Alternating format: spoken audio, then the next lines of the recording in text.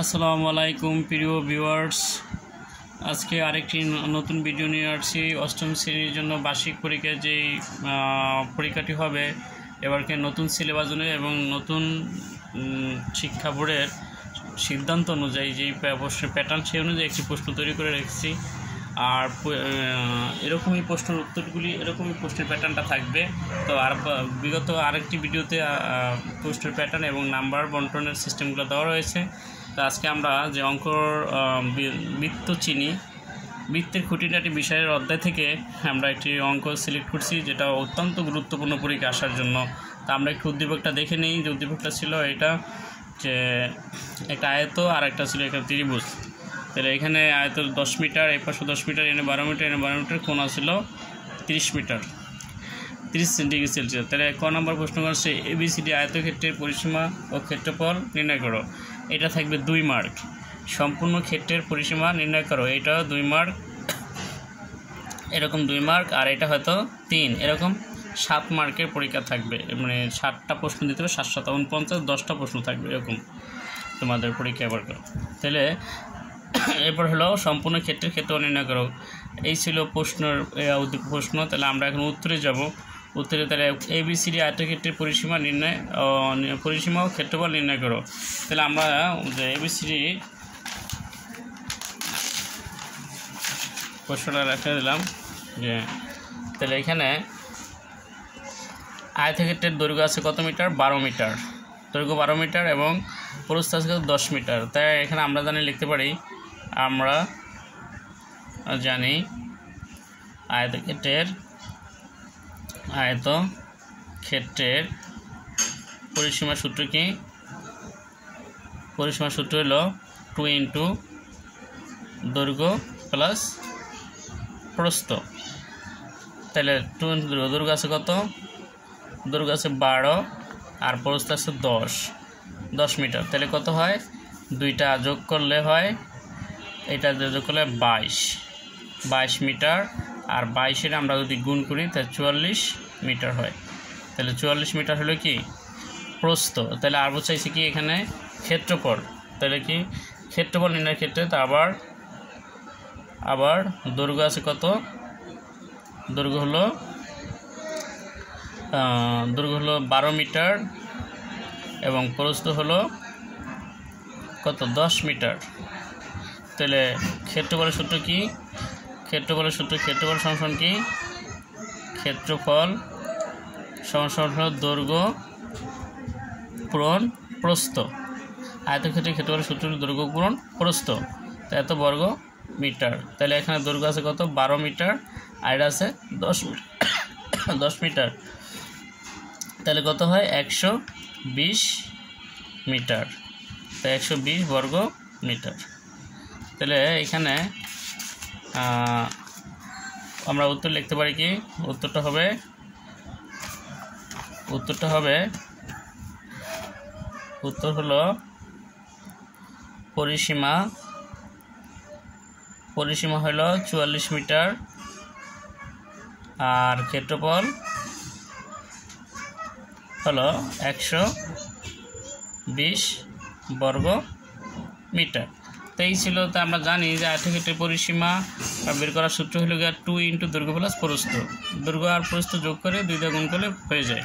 আর ক্ষেত্রফলের সূত্রটা আমরা জানি দৈর্ঘ্য গুণ প্রস্থ। তাই 2টা গুণ করলাম, হয়ে গেল। এই ছিল কয়ের উত্তর। আমরা এখন খতে যাব। খতে বলছিল কি, যে এখানে সম্পূর্ণ ক্ষেত্রের পরিসীমা নির্ণয় করো, মানে এতটুকুর এবং এতটুকুর ক্ষেত্রের পরিসীমা নির্ণয় করো। তাহলে আমরা ক্ষয়ের উত্তরটা দেখব। সেক্ষেত্রে আমরা দেখি যে এখানে আমরা চিত্র থেকে পাই ব্যাসার্ধের বৃত্তের ব্যাসার্ধ কত? এটার ব্যাসার্ধ ধরা হয়। এই যে এটা ব্যাসার্ধ সংখ্যা আর সংখ্যা 12 মিটার। আর এই যে উৎপন্ন কোণ, এটাকে বলে কোণ। উৎপন্ন কোণ হলো থেটা। এটাকে এই জায়গায় বলে গ্রিক ভাষা বলে থেটা। আর থেটা সমান 30 ডিগ্রি। তাহলে এখানে আমাদেরকে নির্ণয় করতে হচ্ছে সম্পূর্ণ ক্ষেত্রের পরিসীমা নির্ণয় করো। তাহলে সম্পূর্ণ ক্ষেত্রের পরিসীমা নির্ণয় করতে হলে বৃত্তচাপের দৈর্ঘ্য কি?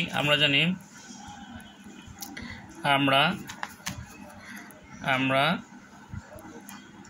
জানি বৃত্ত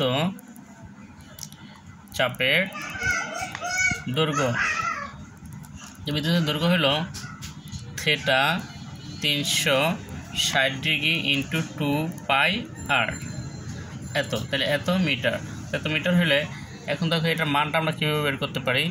এই থিটার মান আছে কত 30 ডিগ্রি এবং 360 ডিগ্রি এবং 2π, এরপর হলো এটার মান কত 12, এরপরে পায়ের মান হলো 3.1416। পায়ের মান কিন্তু নির্ধারিত, তাহলে আমরা যদি এটারে কাটাকাটি করি, এখানে এটা কাটি, এটা দেওয়া 3 × 36 12, আর এই 12 দিয়ে 12 কাটা গেল, তাই এটা গুণ করলে হয় 3 × 2 = 6, 6.28 মিটার। এটা পেলাম তোমার বিদ্যুৎ চাপের দৈর্ঘ্য। তাই সম্পূর্ণ ক্ষেত্রগুলোর বাহুগুলো, তাহলে যেহেতু চাইছে কি পরিসীমা চাইছে, তাই পরিসীমা কি এই বাহুগুলোর যোগফল বের করতে হবে। এখন আমরা পাইলাম কি যে বাহুগুলোর যোগফল পেলাম, তাহলে আমরা লিখতে পারি সম্পূর্ণ ক্ষেত্রের পরিসীমা, সম্পূর্ণ ক্ষেত্রের পরিসীমা। তো সম্পূর্ণ ক্ষেত্রের পরিসীমা হলো কি যে পরিসীমা এবি আছে একটা, প্লাস বিসি আছে একটা, প্লাস সিডি। এবি কত, এবার বিসি, বিসি, তারপর লেখা যায় কি এবি বিসি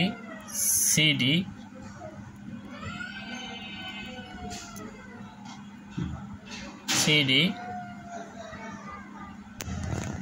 তাহলে সিডির পরে আমরা দিতে পারি এখান থেকে সিডি, এরপর হলো আমরা দিতে পারি এই প্লাস দিতে পারি কি ইডি। তাহলে এখন আমরা এটা মান আছে কি এখানে আমরা মান দেখে বসাই, যে এটা মান আছে, যে মানগুলো আছে এখানে, এটা মান আছে, প্রথমটা আছে এবির মান আছে 10, এটা মান আছে বিসির মান আছে 12, এটা সিডির মান আছে কত 10, আবার ইডির মান আছে কত 12। ইডি কোনটা, এই যে এটা এইর মান আছে কত 12, মানে এই রেখাটা এইখানে। আবার এইটুকুর মান পাইছি কত আমরা 6.28। এগুলো আমরা যোগ করলে আমরা যে মানটা পাই সেটাই উত্তরটা হয়ে যাবে। তো যোগ করলে কত হয়, যোগ করলে যদি 10 × 20, 20 × 12 = 24, তাহলে 24 আর 20 44, 50.28 মিটার। তাহলে উত্তরটা হয়ে গেল এই ছিল অ্যান্সার। তাহলে এই ছিল, আমি আবার একটু দেখা দিচ্ছি যে বিদ্যুৎ চাপের দৈর্ঘ্য। তো এটা মান, এই যে পায়ের মান হলো 3.1416, আর 2 এটা, আর 12 মান আছে, আর এর মান আছে কি 12, তো 12 বসানো না, আর এটা কাটাকাটি করলাম। তো কাটাকাটি করলে এখানে থাকে কি যে এই 2 আর এটা গুণ করে এটা পেলাম, আর এবি এটা পেলাম। তাহলে গেল এটা করার মানে আমরা গড় উত্তরটা কি, গড় উত্তরটা প্রশ্নটা ছিল সম্পূর্ণ ক্ষেত্রের ক্ষেত্রফল নির্ণয় করো, মানে পুরা ক্ষেত্রের ক্ষেত্রফল নির্ণয় করতে হয়েছে। সেক্ষেত্রে আমরা কি করব, তো সেক্ষেত্রে আমরা গড় উত্তরটার ক্ষেত্রে আমরা দেখব যে এডির ক্ষেত্রের ক্ষেত্রফল হলো, এখানে এডির ক্ষেত্রের বৃত্তাংশের ক্ষেত্রফল, এখানে বৃত্তাংশের ক্ষেত্রফল, এখানে এডি এর বৃত্তাংশের ক্ষেত্রফল। তো বৃত্তাংশের ক্ষেত্রফল হলো এটা। তাহলে আমরা এখানে মানগুলো পেয়েছি আগেই, তো এটা মান কত 30 ডিগ্রি, থিটার মান 30 ডিগ্রি এটা, আর 360, আর এখানে পাইর মান 3.1416, আর এর মান কত 12 উপরে পাওয়ার আছে 10। তাহলে এখানে আমরা কি করতে পারি, এখন আমরা যদি 360 30 × 3.1416, তারপরে 12 গুণ করলে কত 144। তাহলে আমরা এটা কাটি, এটাকে কাটলাম, এটা 3 × 36, আর এটাতে 12 দিয়ে এটা কাটলে যেটা থাকে, যদি আমরা গুণ করি, তাই গুণ করলে হয়, গুণ করি 144। একটা গুণ করে তোমরা ক্যালকুলেটারে গুণ করে দেখবা কোনটা কত হয়।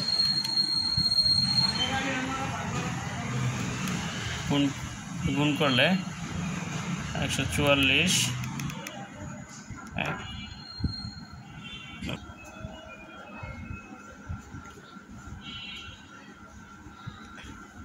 12 বার এটা গুণ করলে হয়, এটা গুণ করলে হয় 37.37 আর 37.37 প্রশ্নটা এখানে ক থেকে আছে।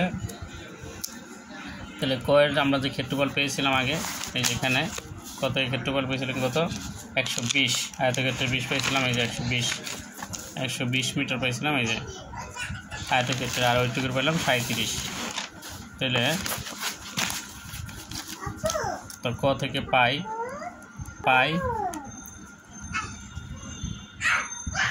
ক থেকে পাই আয়তক্ষেত্রের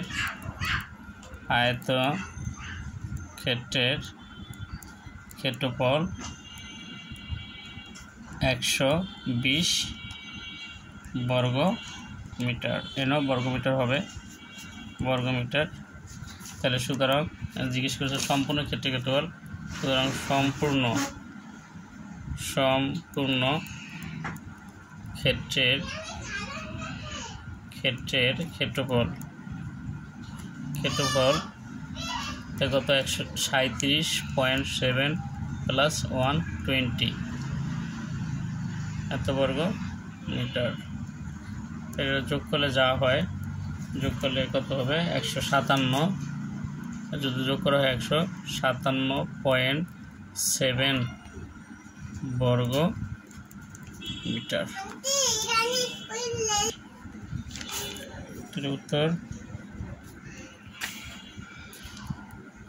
উত্তর হলো 177 বর্গ মিটার। তো তোমাদের এখানে সবগুলো ভিডিও ইয়াতে রয়েছে, তো অন্যান্য বিষয়ের ইয়াটা রয়েছে। যদি প্রতিদিনই আমি তোমাদের এই অঙ্কের সলিউশনটা করবো, ইংরেজির এবং অন্যান্য যে বিষয়গুলো আছে প্রত্যেকটা সাবজেক্টেরই, এগুলো তোমরা এই আমার চ্যানেলটি সাবস্ক্রাইব করলেই তোমাদের যে অঙ্কের এবং ইংরেজির এবং অন্যান্য বিষয়ের যে সমস্যা রয়েছে সবগুলোই আমি সমাধান করবো প্রতিদিনই। তোমরা আপডেট নতুন ভিডিও পাবে। তবে চ্যানেলটি ভালো লাগলে লাইক, কমেন্ট, শেয়ার করো। আজকের মতো এখানে, হয়তো বা কোনো নতুন ভিডিও তোমার সাথে আবার কথা হবে। সে তোমার সবাই ভালো থাকি, সুস্থ থাকি। আল্লাহ হাফেজ, আসসালামু আলাইকুম।